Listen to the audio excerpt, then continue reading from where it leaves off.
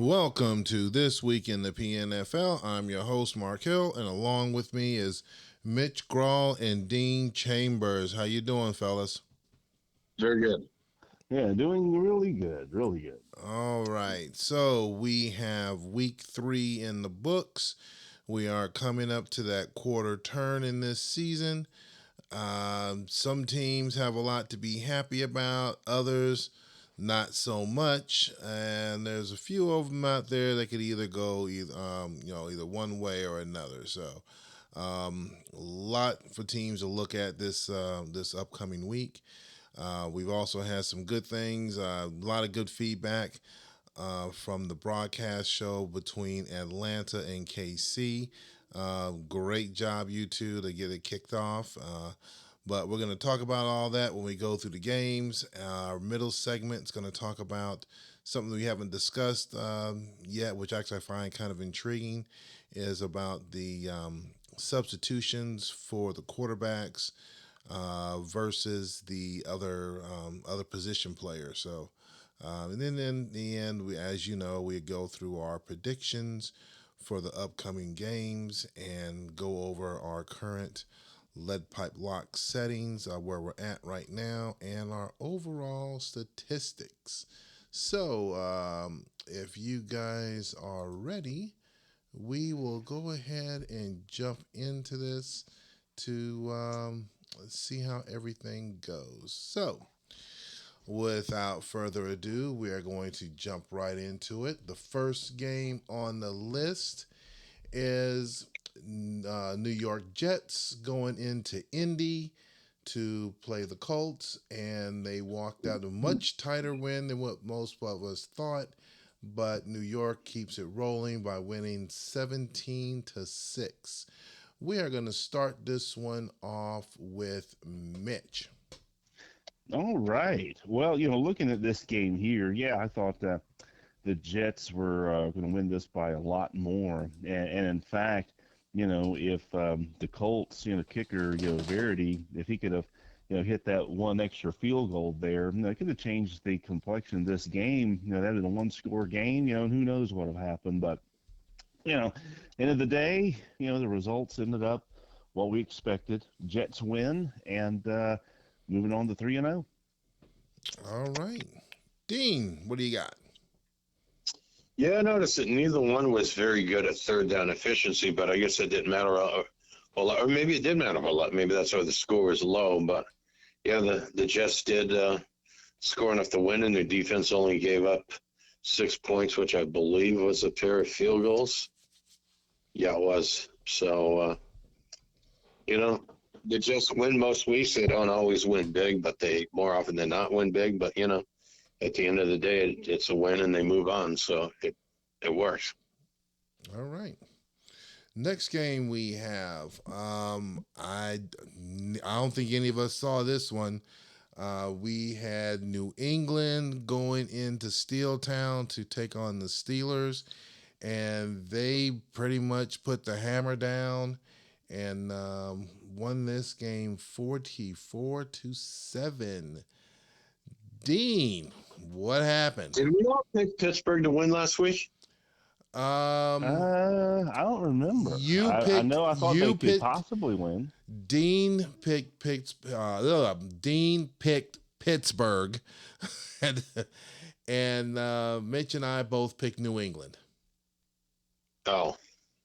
Well, anyway, I think I believe New England had traded with, I think, the Chargers to get Finley at quarterback, and he completed 83% of his passes for almost 400 yards, five touchdowns, and 0 interceptions. Was he the player of the week, or was he the player of the game? Player of the game and player of the week. Yeah, I mean, you always have to with those stats. And you know that the algorithm loves someone who scores a lot of touchdowns without throwing interceptions. So, 5-0 there would give one a good chance. His running game was okay. He ran for 106 yards, but Pittsburgh, who normally runs the ball well, only ran for 42 yards, and they only passed for 134. Pittsburgh's offense basically didn't show up for this game. Yeah. So, Mitch. Well, I mean, it's obvious that Mox is putting in the extra hours for prep this year. I mean, you look at these first few games. I mean, he's golly, what's he scored now? Like almost 120 points in 3 games, just absolutely destroying people. So I mean, it's obviously he had it locked in on what Pittsburgh has obviously been doing. So I think you got to watch out. Someone who's preparing and putting in the hours that Mox is. Who knows? He might go all the way this season. So nice job. All right. Next game, we have Vegas hosting Jacksonville. And a very tight game, a very close game. Um, Pretty much in line with what the sport books predicted.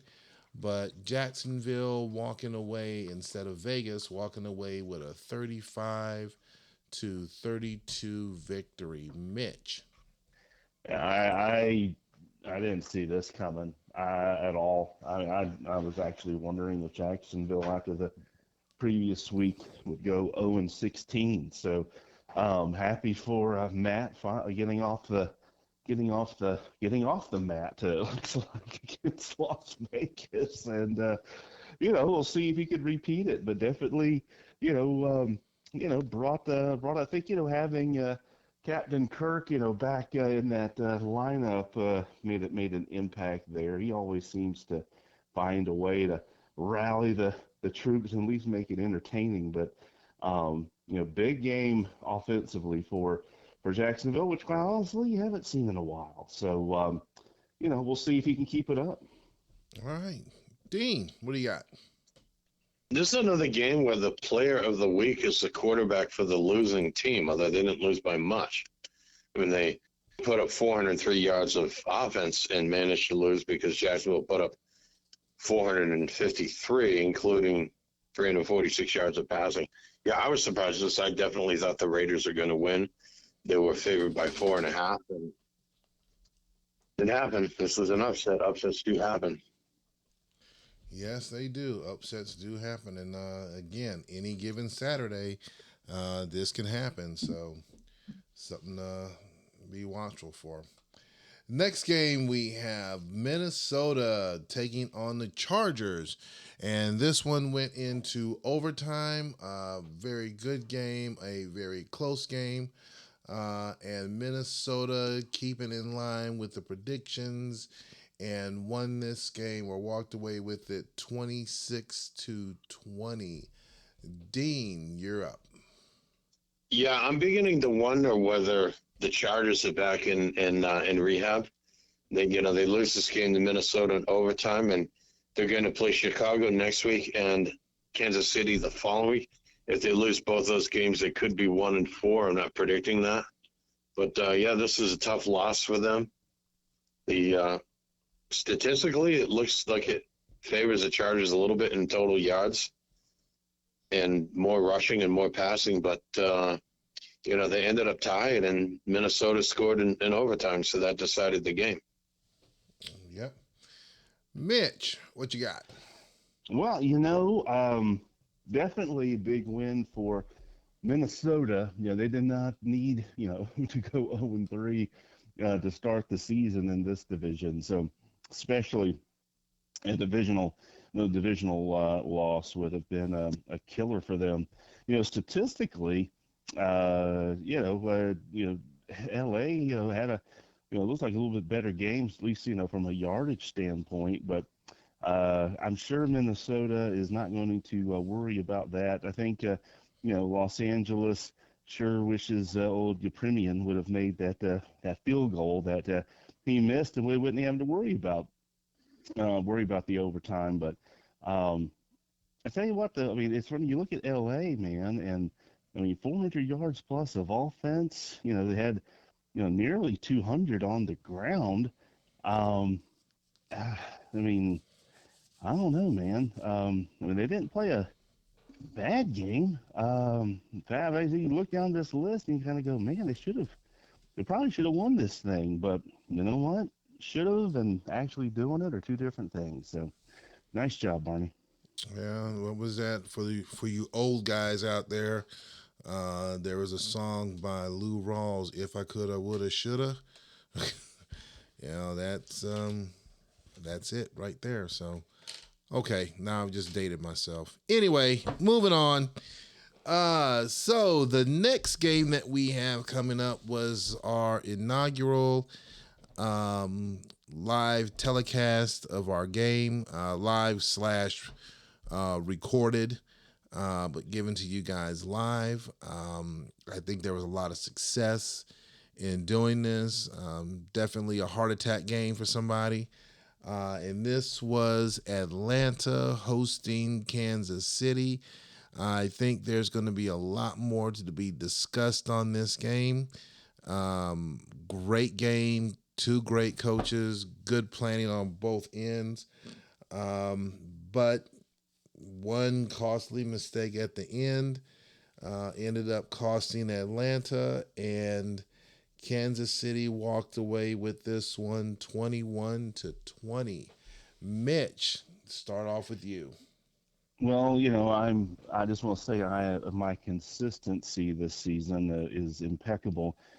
Yes, I have won all three games this year, and yes, all three of the opposing quarterbacks have won Player of the Game. So I'm keeping that streak going this season. But yeah, it was a lot of fun. I mean, I think both teams offensively definitely had the other team's defense's number. Both teams over 400 yards of offense. I think both coaches would think we'd put a few more points on the board than we did with some of our offensive output. But both teams were able to, somewhat kind of lock it down in the red zone and on some of those short yardage plays for sure. But a lot of fun, and apparently, the writers voted for Player of the Game when Atlanta completed that pass down to the 5 yard line before for that run play. So maybe that's what happened this week. But anyway, good game, Dean. Good game. All right, Dean, what do you got? Yeah, I think maybe Baker Mayfield fell out of favor for that award when he threw the interception, and that appears to be the only major difference between the two in their performances. And apparently, they don't like choosing a player of the game who throws interceptions. They apparently don't like quarterbacks who throw. But yeah, this game unfortunately came down to the lack of stopping the clock to kick a field goal at the end of the game. Yeah, that was a devastating loss. I mean, for those that watched the game, you guys could tell. I'm quite sure those who've watched the game, at the end they were probably screaming the same way on one side, screaming joy from Mitch's side, screaming anguish from Dean's side. So I think there was groan yells from both camps. So again, it was a great game, and hopefully we'll be able to do more of those in the future. So, Well, you did a great job editing out Dean's language at the end of that game, Mark. So nice job for you on that. hey, I tried to herd the cats and keep you guys going one direction, but I gave up at halftime. I'm just like, you know what, just watch it, just watch. Let's let the coaches do their thing. So, but yes, had to do some editing on that. But yes, great game. Next game we have coming up is Washington going in to play the Giants, and Washington walking away with a 38-23 victory. Dean. Yeah, this game, if I remember right, Washington and got off to a pretty good lead in the first half, and the Giants kind of staged a comeback but fell short. And it seems like the last couple of seasons, Washington has done fairly well. The couple losses here and there, but most of the time it seemed to do fairly well against the Giants, and they did again this week with 500 yards of total offense and 195 rushing, 305 passing. It's good balance, and they were just solid overall. And they also won the turnover battle 3-1. It was all interceptions. that probably, the Giants might have had a chance, but when, Daniel Jones throws 3 interceptions, that's probably not getting the job done. Yeah. Mitch, what do you got? Yeah, anytime your quarterback throws 3 interceptions, I'm going to put that in the category of not getting it done. So, yeah, that was a tough game for Jones there for New York. But on the other side, Kyler Murray, I mean, he went crazy. And old Darius Geis went nuts, 124 yards on 14 carries. I mean, my goodness. I mean, geez. I mean, you have a 134-yard rusher, or sorry, 124-yard rusher, and a 300-yard passer. You're having a good day. You're having a good day offensively. So, um, Jerry, Jerry seems to maybe did a little work over the off season. I know he and I traded a few messages, and seems like he's got a few things back in place that maybe he was missing last year. So good to see for old Jerry. All right. Next game, we have Detroit hosting Chicago. And in a sense, I guess this is like the carbon copy of the New England game because Chicago walked out with a 34-6 victory on this one. We are going to start with Mitch.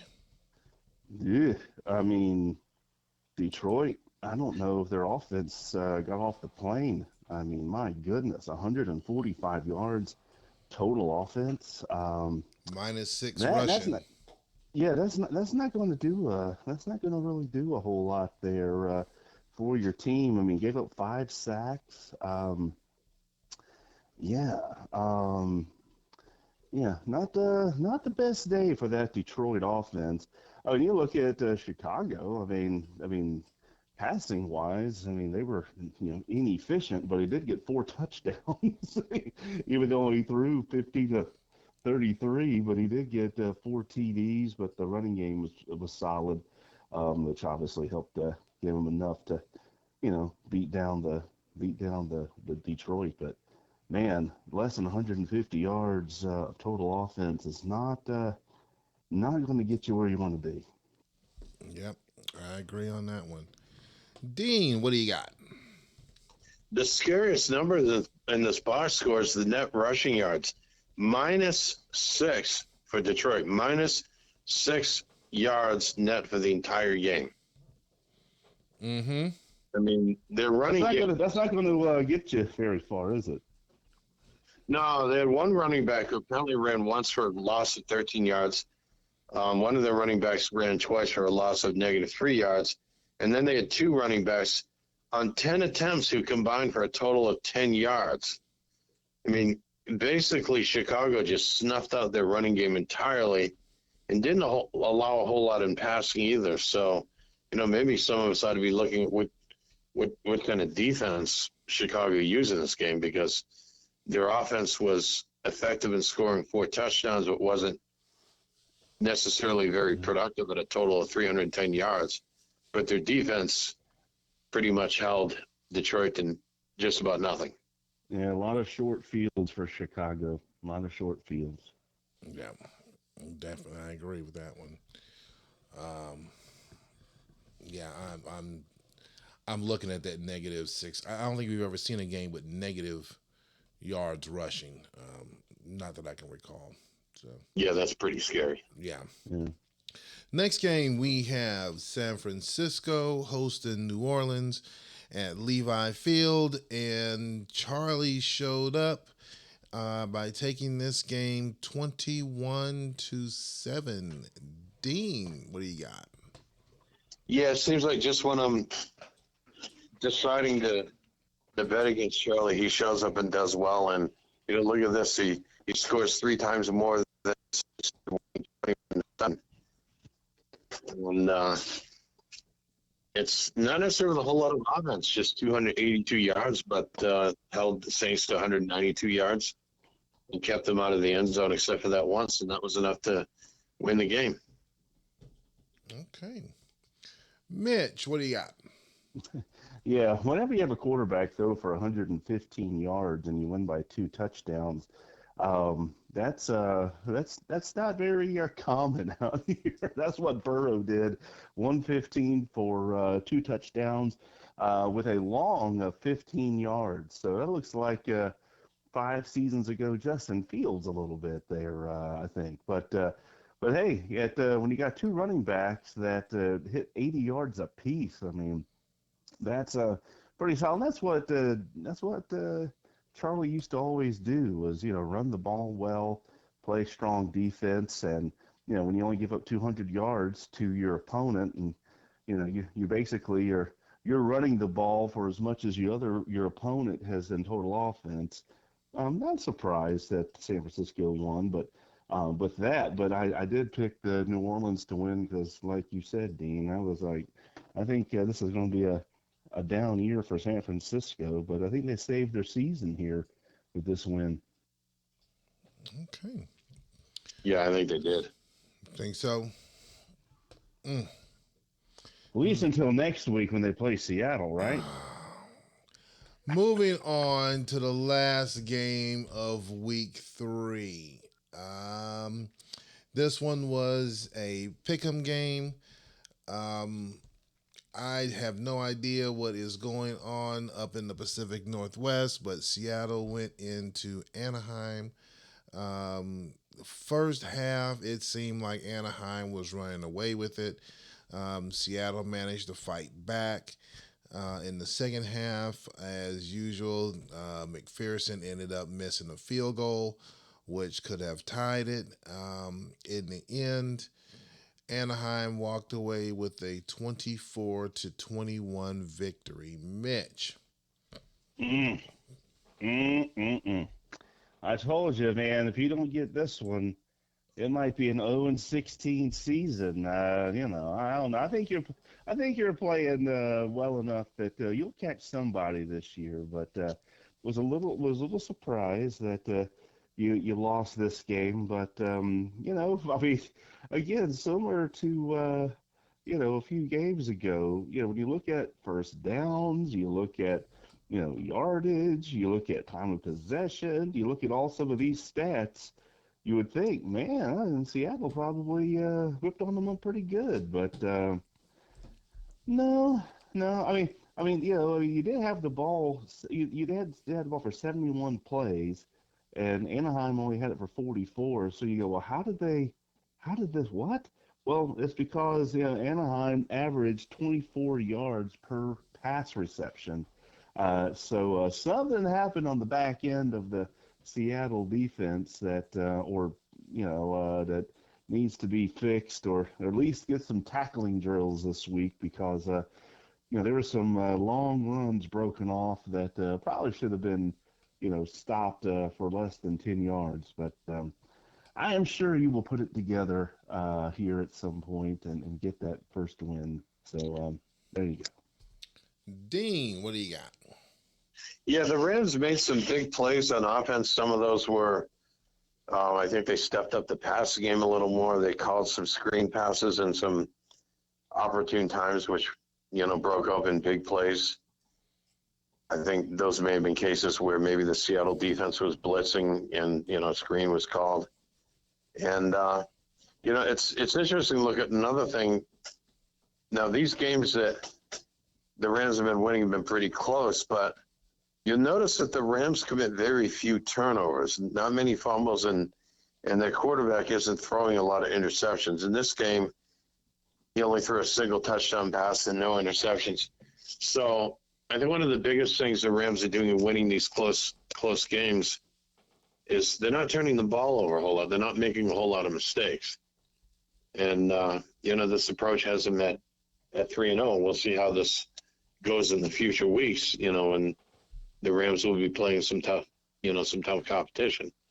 But so I'll tell you what, it's interesting that you look player of the game, Rashad Penny, huge game, 38 yards rushing for 2 touchdowns.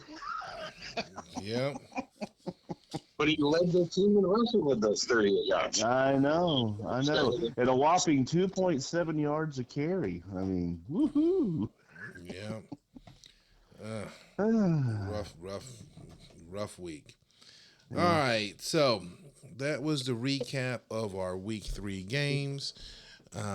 We are going to pivot over into our next segment, which is basically going over the ratings as far as our players go for your when do they come in and when do they go out. In particular, we're going to pinpoint just on the quarterbacks. As we were talking earlier, and even as you heard us going through the games, quarterbacks are doing one thing or doing another, how they're lasting or how they're going through the game. They are the only rating. The quarterbacks are the only ones that has a set in and out rating. So we're going to talk about that a little bit to see exactly how that rating affects the game, how it affects the players, and just kind of toss that around a little bit, kind of give you guys our opinion on it, and make you guys think a little bit on this one. So we're going to start this one off with Mitch and then pivot it over to Dean. No, I mean, and I think we just kind of keep it open, like you said, because I mean, this is something that actually Dean and I were talking about in pre-show, and with Marcus getting everything set up, and decided, hey, well, let's just carry this conversation over to the actual show, and since we're already kind of going, but we were talking about some of the quarterback performances, this season, how you got some like Finley for New England that just went crazy, and then you got others that aren't seem to at the worst opportune moments, making mistakes or fumbles or I don't know, different stuff. And so, we're talking about how, the endurance of some of these quarterbacks, if it's, not, probably 85, 86, 87, you got to be careful in how you leverage them because of the quarterback substitution percentage, being that max on those, and we can't substitute those quarterbacks out as frequently. And when you think about some of those QB ratings, like Hands at 71, I think that's no surprise. I mean, they have the lowest of anybody that handles the ball, the lowest hands ratings, and they handle the ball the most of anybody. And yet, yeah, if you got low endurance for a quarterback, and you've got the quarterback running around on doing a lot of, a lot of quarterback run plays or a lot of quarterback rollout plays, where you got them moving up and down, that endurance is going to get eat up quick, and that's either going to cost you late in the game passing, or in some cases where I've had it in the past, kill me was fumbles. And so I was telling Dean how, that's one of the reasons why, I'm very particular in the situations and how often, I put quarterback run plays and rollouts, things like that. I'm try to be very cautious and strategic about it, just because, I don't want to, have a quarterback, run the ball 15 times, gain 80 yards, but have 2 fumbles. That's not going to help me out, So, anyways, that's what we're kind of talking about. But Dean, you had some thoughts, things on it. So, here, I'll just turn it over to you, let you kind of share some of the things you were thinking about. Yeah, well, what's interesting is look at what's going on in New England and the two quarterbacks they have, and Evans is at the top of the rankings of the 100.9 rating after 3 weeks. But it looks like they started in 2 weeks, and then started Finley this past week. You look at the ratings, Finley has better strength and intelligence, a little bit less in discipline, and he has 85 endurance. And Evans has 87 endurance and 94 strength with 91, 84. So you look at those and you think that the strength is better. And I would imagine for like the first couple drives that they play, Finley might be better with the 96 strength and the 85 endurance. But after that, Evans is probably better for the longer period of time with the higher endurance. Even though he has 94 strength, that 94 isn't going to go down as much as the lower endurance of the other quarterback would cause that 96 to get lower. So later in the game, Evans is probably the better of those two. So I don't know which one they end up starting long term, because they started both of them. You'll also note that this past week, Drew Lock was just simply released from the Chargers, and he's done poorly. He basically lost the starting job to Daniel Jones with the Giants, and he ended up getting traded to the Chargers and lost out to Dan Kaiser, and at one point, I think Finley was with the Chargers. And I think part of it is the low endurance. You notice that Trey Lance is doing very poorly for Jacksonville and is under the non-qualifiers in the individual passing category. And what's the common denominator there? Again, it's the low endurance. So I think with you could say that Evans is kind of an exception. Not Evans. Finley, he played well in that one game with the 85 endurance. But generally, the 84 and 85 endurance quarterbacks seem to not do as well. And most of the quarterbacks that are higher in the ratings in the rankings on the season stats generally the higher endurance quarterbacks. Mm-hmm. You look at Sam Darnold for Chicago, for example, he's 86. And that might be part of the weakness of Justin Fields. He's down to 84. So that's thing to look at. Well, to your point, you talk about Finley, right? The big game passing, the 83% for 393, 5 touchdowns. He only carried the ball 3 times in the game. Probably one was a kneel down or something like that. Maybe quarterback sneak. Maybe one was just a scramble. But bottom line was, obviously there was not a lot of design quarterback runs in there. And I think that's something that you've got to be aware of if you're a coach that has a quarterback, again, with, not saying that 84, 85 endurance is awful, but obviously, compared to other quarterbacks out there, you might have higher, the performance of your quarterback will deteriorate faster, right? So I think you do have to be aware of that. And yeah, if you do have a quarterback with a 84 endurance, you probably want to think twice about overloading your game plan with quarterback runs, or maybe you go, okay, I'm going to do some rollouts, so I'm probably going to not do the design runs or whatever, or vice versa, or depending on who you're playing, and obviously that'll be dictated by the tendencies and the strengths of the opponent. But I just think it's something that coaches need to keep in mind, because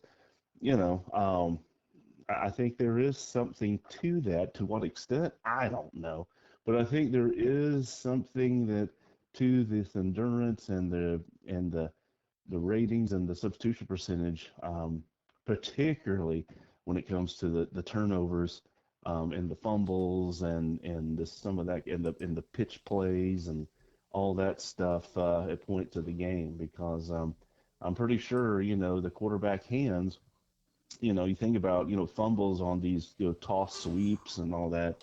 Quarterback hands, if I'm not mistaken, will be a big factor in that. So if you got a quarterback with 68 hands and 84 endurance, if you're running him on a bunch of quarterback draws and rolling out every other play, I bet at some point you're either going to have that quarterback fumble on one of those plays, or he's going to pitch the ball that's going to fumble because of his bad hands. So, well, keep it in mind. Again, I don't have the answer, but I would just say I think that's something coaches got to think about.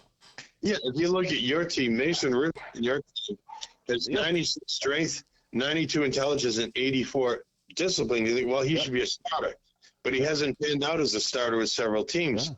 But he's down at 84 endurance, so he's a good backup. He's good to come in if Mayfield gets injured or gets fatigued, but he hasn't succeeded as a starter with several different teams. And, you make a good point on the hands. The last season that I had Joshua Dobbs playing for me for a full season, with his 66 hands, he led the league in fumbles by a quarterback. Mm-hmm. So, those low hands might be only 3 or 4 points lower. That could be the difference in leading the league in fumbles. Well, and then I know he had pretty good speed, so I'm gonna if I can't remember, but I bet you used him in your run game quite a bit too, which probably impacted some of that. No, I don't think we did much of that. Oh, okay, all right. I thought maybe you Yeah, might have with him. So Now, as you guys mentioned this, and it kind of has me thinking this question, it's kind of like me. I think I'm going to end up asking a loaded question, okay, which is basically a question to which I already know the answer to. Now, if you want to mimic, and we try to mimic what goes on in the current NFL, can you have plays that actually will bring in your backup quarterback for certain plays, or can you do? I don't think we can do wildcat plays, but can we design plays to where you can bring in your backup quarterback? I mean, it's something that New Orleans does with Taysom Hill at times as a utility guy. So, can we design a play like that, or is it just pretty much no? You go with your starter quarterback. If he gets hurt, then your backup comes in. yeah, I think there's I mean I don't can't remember. I mean, Dean, you might know, but I think there are rules that say that you can't. If your starter quarterback has to be the one in the play. Is that correct, Dean? I You think know for that's sure. correct, but I think Yeah. that might be something we should debate in the offseason, whether or not a certain number of plays should allow, like some of the quarterback running plays, maybe you sign a backup or even a third string quarterback who has higher strength and speed and acceleration, and maybe use that player for some design quarterback runs. Or maybe relegate or if we did something like that, maybe relegate it to a certain run type, like maybe like goal line runs are the only ones where you could have a backup QB as the primary quarterback or something, because yeah, I don't know if we want to necessarily have it going crazy and have pass medium left. Here comes your quarterback two. Now we're going to pass medium middle. Up here comes quarterback one. Right. I probably have some probably have some restrictions on it. Maybe for special situation type plays like goal line, um, because I mean a lot of there have been teams that have once you get inside the five or goal line situations, have had the backup quarterback come in or direct snap to the running back and all that kind of stuff. So maybe that is something we consider. Could Or maybe we've probably done it take in a the look past at and the end maybe of there the was a reason season. why we don't do it. So I don't know. Right. I mean, I can see us doing something like that on a limited basis, maybe, like you said, in those Yeah, short option, goal line yeah, play categories. So yeah. something to kind of think about. Just for you guys to kind of noodle about a little bit. Obviously, it's not nothing's going to happen since the season started, but this could be Right. something that could be discussed during the off season. I would be for it. Because again, we try to keep it if we can make it close to the NFL. So if that's the case, then we maybe want to expand it into that, but on a limited basis to see how it would go if we tried it for one season, and then go back and review it at the end of the season to see how that turns out. So, Mm. all right, guys, we'll go ahead and we'll put a pin in this one for right now as we pivot over to our final segment. Again, we are doing the week 4. There are some teams that are just cruising along. And if week 3 was not some important games that they had to win, week 4 is going to even uh, probably people hitting the panic button after this one. So, including the Pacific Northwest. I didn't want to do that, but I just couldn't resist it. So, as we are heading into week 4, as you know, we have our lead pipe locks. So, we're going to go ahead and get this kicked off. Um, and the first game on the Well, did list. you want to say who's leading the way in the lead pipe Yeah, locks? you know what? Let's go ahead and do that. Yeah, before I do that, so I'll end up having to do like I did last time and jumping at the last minute. So going into week 4, the overall predictions, Mitch is leading 17-10. 17 right, 10 miss. Dean is at 12 right, 15 missed. And Mark is at 16 right and 11 missed. As far as lead pipe locks, Mitch is 1-2. Dean, you have Seattle's record of 0-3, and Mark has Mitch's record of 3-0. So the only thing that I'm good at this moment. So We can just translate that to the field, right, Mark? yes, if I could translate to that to the field, I would be cooking with gas.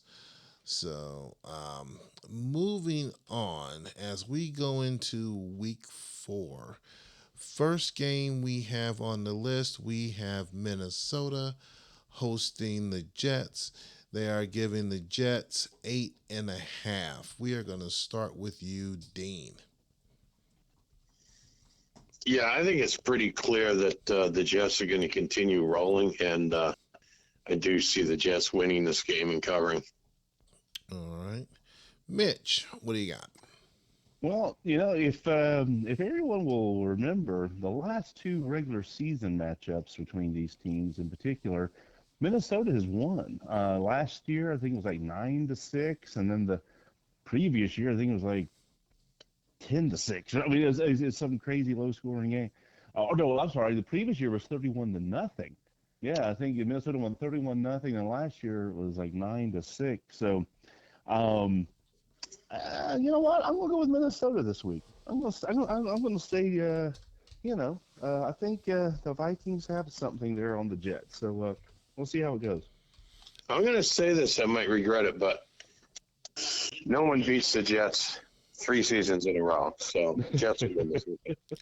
I'm gonna go with the Jets for the one reason that Mitch just mentioned. Minnesota has been beating them. I think that they are tired of the Vikings having their number, and they're going to turn it around. So I am picking the Jets on this one. Yeah, in fact, I think the Jets were what 15-1 or 18-1 last year. That one was the Vikings. Yes, it was. Yes, it was. Next game we have Jacksonville hosting Indianapolis. That is a pick'em game. So it's definitely a toss up there. We're going to start with you, Mitch. Well, let's see. I mean, whenever you have a pick'em game, it's always interesting. Jacksonville finally figured out some offense this past week. Indianapolis has not figured out offense, but to their defense, they have played the best defense in the league twice in the Jets. But you know what? I'm going to say that Jacksonville makes it 2 in a row at home this week. So I'm going to take Jacksonville. Okay. Dean, what do you got?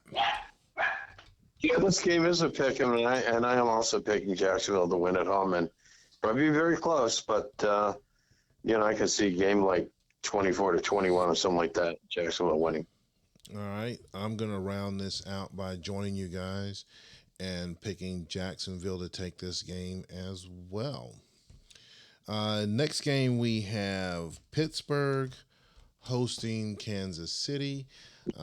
They've given a big spread here of 10.5 for Kansas City. Dean, what do you got? Yeah, there's 3 words to that spread, not so fast. The Steelers are going to play very well. They're going to make a real strong effort at this weekend, but they're going to fall a little bit short. The Chiefs are going to win, but will not cover that spread. All right. Mitch, what do you got? Well, I never cover a spread because I don't really care about the spread, Mark. I just care about wins. So, I agree with Dean. It'll likely be under the spread, but like I said, I can never be a Pete Rose, so I'll take the Chiefs. But for those who are betting, likely will be under the spread just because I never cover a spread. Well, just tell us how great the Steelers are and how much you were honored to be on the same field with them. Yeah, there you go. Well, didn't I do that in week 1 already? Did I do it again? Well, your fans are expecting you to pull the Coach Lee Holsack every week. Oh, okay. I apologize. All right, I'm gonna go with Kansas City on this as well. I think the spread's a little bit too big. It'll be a much closer spread, but I'm gonna go with Kansas City on this one. Next game, we have the red hot New England Patriots taking on Las Vegas. They are giving New England 6.5. Mitch. Oh man, I'm gonna take New England, but I think it's gonna be a really close game. I do. I think I don't know. I think Las Vegas is probably getting agitated and aggravated, so I expect them to be at their best, and so I'll take New England, but I think it's going to be closer than the experts think. All right. Dean, what do you got? Well, let me tell you, those who like to win money and like to gamble, but I think this is actually a good gamble, need to put your money on. I know I've been picking against the Patriots more often than not, but I think they're going to win and win big at home this week. And yes, this is my lead pipe lock. Patriots are going to win by substantially more than that spread. That 6.5 spread is looking kind of small. Patriots are going to put up some big numbers on offense and get the win. All right. Lead pipe. I'm going to go with New England on that as well. I don't think it's going to be a big blowout. I think that spread is a little bit too small. I think it should be a little bit larger, maybe 9, 10 points. But I think that'll be about it. So I'm going with New England on this one. Next game, we have Atlanta hosting the New York Giants. They are giving Atlanta 4.5. We're going to start again with Mitch. I'll say Atlanta wins this game. I think after playing them last week, I think they're going to want to come back and get that record evened up against a hated rival in New York. So I'm going to take the Falcons in this one. All right. Dean. I think the key thing to look at this week is whether the Falcons are going to play defense well enough. And I think the defense will hold up enough to get a close win at home. Okay. I'm going to go ahead and keep this one simple. I think the spread is on target, and I'm going with Atlanta on this one. Next game, we have Washington hosting Detroit. They are giving Washington 13.5. Dean. Yeah, I think, look at that -6 yards or -7 yards rushing, whatever it was. The Detroit offense is struggling. The Washington offense is doing very well, and there will not be a letdown here. The Redskins are going to win and cover this. This game could be a blowout, potentially. All right. Mitch. Yeah, I mean, I know it. In the past, there was a time where Detroit did beat Washington 3 times in a row. However, this is not one of those times. Washington's looking really good. Detroit is not. So I'm going with Washington. Okay. I'm going to match you guys as well. I'm going to go with Washington on this.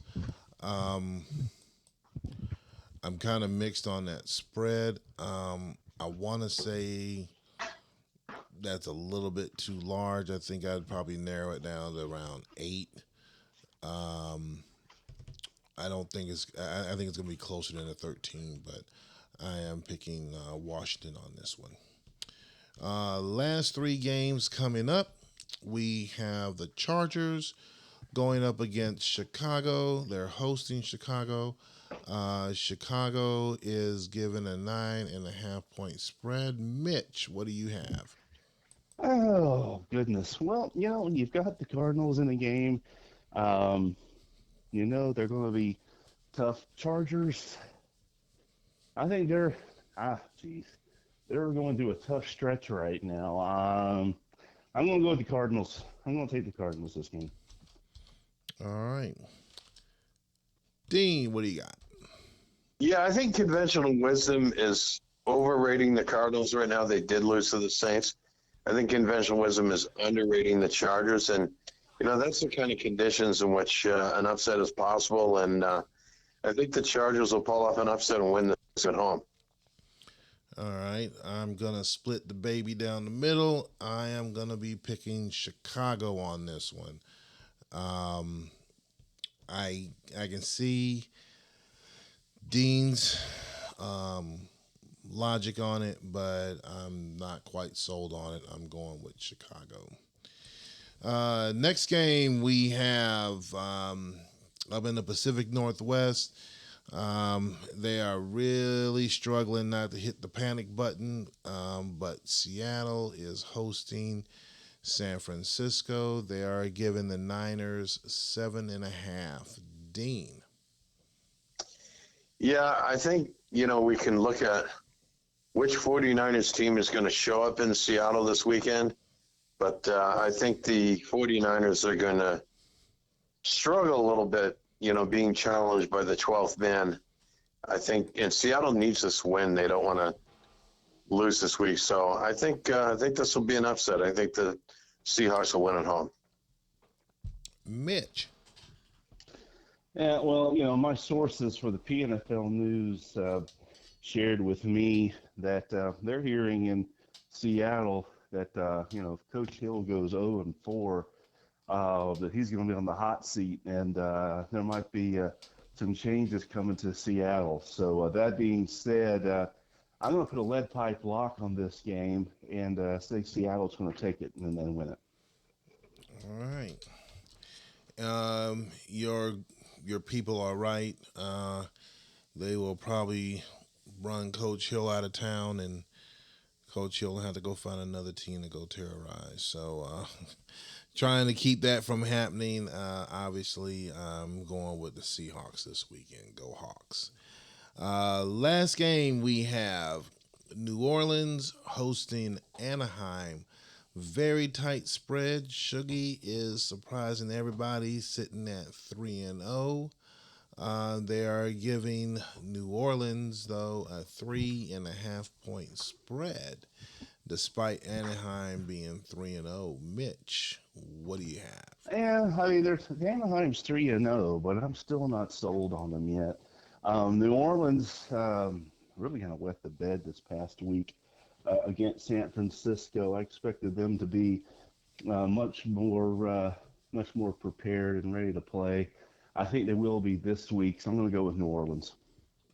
All right. Dean, what do you got? Well, I think y'all can keep underestimating Shuggy because he's going to win again this week and go 4-0.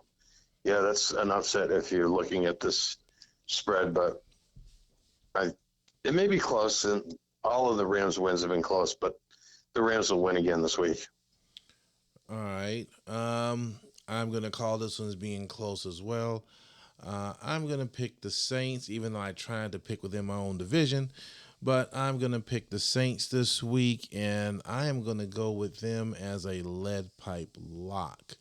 I think Coach Perez is really going to focus on this one and give appropriate welcome to Shuggy and let him know he is not going to walk over the NFC West. So. For the last game. Yep, for the last one. So my lead pipe lock this week is New Orleans over Anaheim. So as we come to wrap this up. Well, there's one of two things are going to happen. Either you're going to go 4-0 on lead pipe locks, or the Rams are going to go 4-0. Yep, true. Can't do. So can't do both. Yep, someone's going to lose this week. So as we come to wrap this up, I don't know if we have any surprises for you guys this week. We'll have to see, but if we do, you guys will know about it. So as we come to wrap this show up, some good games this week, some teams that definitely had to perform this week, and there may be surprises on the field. Some surprises on the field, I should say. Yep, definitely. Always those. There's always an upset. There's always a game that, ends in strange circumstances. Those of you who watch college football, the Miami versus Georgia Tech game was like the real life equivalent of what happened in our game the other night. Yep, definitely. So any given Saturday, guys, any given Saturday. So As we come around the table one last time, any final words you got over there, Dean? Yeah, check your profiles for what you do in the last 15 seconds. Agreed. Agreed. Mitch, would you concur, and what would you like to add to that? Yeah, sure. We'll see how it goes. We'll see how it goes. All But I right. tell you, I think the only thing really left to do now, though, Mark, is let's just get it.